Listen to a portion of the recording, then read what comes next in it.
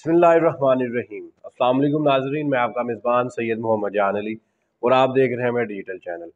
ناظرین، جو اسرائیل اور فلسطین کی جنگ چل رہی ہے اس میں غزہ مساجد کے بعد ایمبولینسوں اور شہری آبادی پر بھی جو ہے نا حملہ کرنا شروع کر دیا ہے۔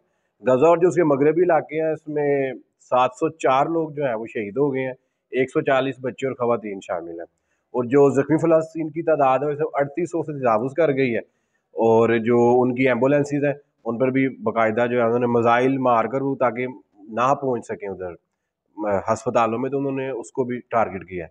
اس کے بعد اس کے جواب میں جو حماس تو جنگ شروع کی ہے، حماس جو ہے اس نے جو اسرائیل کا جو حملہ کرنے کا جو آپریشن کا نام رکھا ہے وہ طوفان الاقصی، اس میں اس نے مزید 4500 راکٹ داغ دی اس کے اوپر۔ حماس کے حملوں میں 100 فوجی جو ہیں ہلاک ہو گئے اور 1000 اسرائیلی ہلاک ہو گئے، 2500 سے زائد زخمی ہو گئے، اور جو مزاحمتی تنظیم ہے حماس، جو ان کی مزاحمتی تنظیم ہے، اس نے 130 اسرائیلیوں کو قید کر لیا۔ جی یہ وہ لوگ ہیں جو کہ ان کی جنگ کے لیے ایک ضروری ایسٹ تھے۔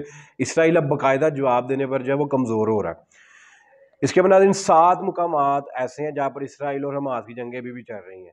اس کے بعد جو حماس کے جو ترجمان ہے نا، اس نے کہا کہ اسرائیل کے وزیر اعظم کو خبردار کیا ہے۔ اس نے جو ترجمان ہے وہ کہتے ہیں کہ نیتنیاہو کی ایک غلطی اسرائیلیوں کو ان کی زندگیوں سے محروم کر دے گی۔ اس کے بعد جو اسرائیلی آرمی چیف ہے انہوں نے اس کو 9/11 قرار دے دیا، اور جو سوال کیا جا رہا ہے وہ یہ ہے کہ غزہ میں باقاعدہ اسرائیل نے ایک تکنیکی جال بچھایا تھا، اس کے باوجود 2 سال جو حماس ہے وہ پریکٹس کرتا رہا ہے۔ اسرائیل کو پتہ ہے مشقیں بنا کر نا، اسرائیل کی آبادیاں بنا کر حماس پریکٹس کرتے، لیکن انہوں نے کہا کہ ایک فضول سا کام ہے، یہ ہمارا کر کیا لیں گے، تو ان کا جو تکنیکی نظام ہے بالکل فیل ہو چکا ہے۔ تو اب باقاعدہ انہوں نے حملہ کر دیا، 5000 پیچھے، 4500 ٹینکس، تقریباً 10,000 میزائل تو وہ داغ چکا ہے اور جو حملے کر چکے۔ اس کے علاوہ جو رپورٹس تو اتنی دور سے آ رہی ہیں، اب تک 10,000 میزائل، اور جو اس نے زمینی حملہ کیا ہے اور جو سمندر سے حملہ کیا اس کا ابھی تک حساب نہیں ہے۔ اس کے بعد جو ہمارے وزیر اعظم نگران وہ کہتے ہیں کہ اسرائیل کو غاصب ریاست کے طور پر جانتے ہیں، فلسطینی معنی نظر میں مظلوم قوم ہے۔ تو ابھی تک پاکستان کا جو بیان ہے نا ناظرین، وہ یہی ہے کہ اسرائیل جو ہے وہ غاصب ریاست ہے۔ ہمارا پاسپورٹ بھی دیکھیں نا تو اس کے شروع میں لکھا ہوتا ہے کہ یہ جو ہمارا یہ پاسپورٹ تمام ممالک کے لیے کارآمد ہے سوائے اسرائیل کے۔ پاکستان اس حد تک اسرائیل کو قبول نہیں کرتا، لیکن ہمارا جو بیان ہے نا ابھی تک وہ ایک بالکل پتہ نہیں لگا صحیح طرح کہ ہم کرنے کے جا رہے ہیں۔ صرف ہم ابھی تک یہی کہہ رہے ہیں کہ غلط کیا ہے اسرائیل نے اور حماس نے اس کا جواب دینا ہی تھا، لیکن ابھی تک ہمارا ڈپلومیٹک بیان ہے، ابھی تک کوئی بیان ایسا نہیں آیا جس میں پتہ لگ سکے کہ پاکستان باقاعدہ کرنا کیا چاہ رہا ہے۔ اس کے بعد ناظرین آتے ہیں اپنی سیاسی صورتحال پر۔ اس کے اندر جو ہے بیرک کے ساتھ جو دیوار ہے نا عمران خان صاحب کی جیل کے اندر، وہ گرانے کو حکم دے دی جج ابوالحسن ذوالقرنین نے۔ انہوں نے Shah Mahmood Qureshi chairman P T I Imran Khan کی جج کا جیل کا سرپرائز دورہ کیا، اور کہا یہ جا رہا ہے کہ 17 اکتوبر کو ان کے اوپر جو سائفر کیس ہے نا اس کے اندر ان کے اوپر فرد جرم عائد ہوگی۔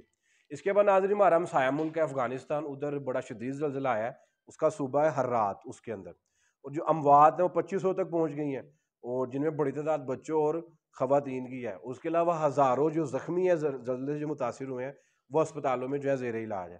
اس کے بعد ناظرین بات کرتے ہیں کھیلوں کی دنیا کی، تو ہمارے جو کرکٹ کے شائقین ہیں ان کے لیے بڑی خوشخبری ہے کہ 2 اولمپکس میں 128 سال بعد کرکٹ کی واپسی کے امکان روشن ہو گئے ہیں۔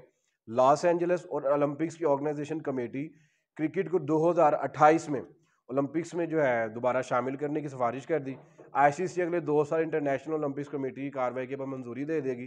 پیرس میں لاسٹ ٹائم جو ہے کرکٹ کو آخری دفعہ اولمپکس میں شامل کیا گیا، پہلی اور آخری دفعہ 1900 میں پیرس میں کرکٹ جو تھا وہ اس کا حصہ تھا۔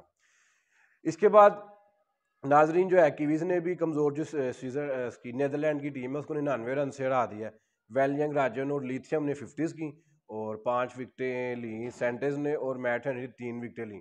تو کیویز نے تو بڑی بری طرح سے جو ہے نیدرلینڈ کا برا حال کیا ہے، اور ہمارا آج میچ جب تک یہ ویڈیو اپلوڈ ہوگی شاید تب تک میچ مکمل ہوگا، لیکن آج ہمارا میچ ہے سری لنکا کا۔ ایک سری لنکن کی جو بولنگ سکواڈ ہے نا اس کا اپنے پر اعتماد نہیں ہے، اور پاکستان کا ذرا نیدرلینڈ کو ہرانے کے بعد جذبہ اوپر آ گیا، اور پچھلی دفعہ جب ایشیا کپ میں ہم ہارے تھے سری لنکا سے تو اس کا بدلہ لینے کا بھی ایک ہمارے پاس ایک چانس ہے۔ تو دیکھتے ہیں کہ پاکستانی ٹیم کتنا بہتر پرفارم کرتی ہے۔ باقی یہاں پاکستانی میری دعا ہے اور ہماری خواہش بھی ہے کہ پاکستان جیتے، لیکن سری لنکن بھی ایک اسپورٹس مین جو شپ کا ایک اسپرٹ ہوتا ہے اس کے ذریعے تو یہ بھی کھیلنے آئے ہیں، تو اللہ پاک بہرحال ہماری مدد کرے۔ اس کے بعد ناظرین جیسا کہ آپ جانتے ہیں کہ 14 اکتوبر کو پاکستان انڈیا کا میچ تھا نریندرا مودی جو اسٹیڈیم ہے احمد آباد میں، تو اس کے اوپر میں نے آپ کو پچھلی ویڈیو میں بتائی تھی کہ دہشت گرد جو ہے وہ کہہ رہے ہیں اس کو اڑا دیں گے اور نریندر مودی کو بھی اڑا دیں گے. اس نے اس کے بدلے میں 500 کروڑ روپیہ مانگا ہے اور یہ کہا جو ان کا گینگسٹر ہے روی بشنوئی اس کو چھوڑ دیا جائے.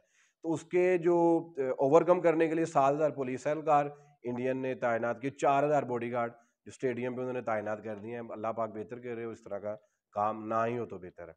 اس کے بعد جو حکومت پاکستان کرکٹ کی سیکیورٹی کے لیے بھارت سے بات کرے, پی سی بی کہتی ہے پاکستان کرکٹ بورڈ ہے, وہ کہہ رہی ہے کہ کرکٹرز جو پاکستان کی سیکیورٹی کے لیے پاکستان جو ہے ان سے بات کرے, ان کی جو سیکیورٹی ہے وہ انتہائی اہمیت کی حامل ہے. ناظرین جو سب سے بڑا مسئلہ ہے نا, جو پاکستان سے جو کرکٹ کے شائقین ہیں وہ انڈیا جا کر میچ دیکھنا چاہتے ہیں, صافیت راجوں کے سپورٹس کی بیٹ کو کور کرتے ہیں, وہ راجو کرکٹ کے شائقین ان کو ویزے نہیں دیے جا رہے. حالانکہ یہ کام جو ہے یہ ورلڈ کپ جدھر بھی ہے, آئی سی سی کا جو کپ ہوتا ہے جدھر بھی ہوتا ہے بہت پہلے ہی اس کے اوپر طے کر لیا جاتا ہے. تو دیکھتے ہیں وہ ویزے ان کو دیتے ہیں کہ نہیں دیتے. ناظرین آج کی خبر یہی تھی, آپ سے ملاقات ہوتی ہے نئی ویڈیو میں. چینل کو سبسکرائب کریں, لائک کریں, ہماری سپورٹ کریں تاکہ ہم آپ کے حق میں آواز اٹھاتے رہیں. آپ سلانی کے بعد پاکستان زندہ باد.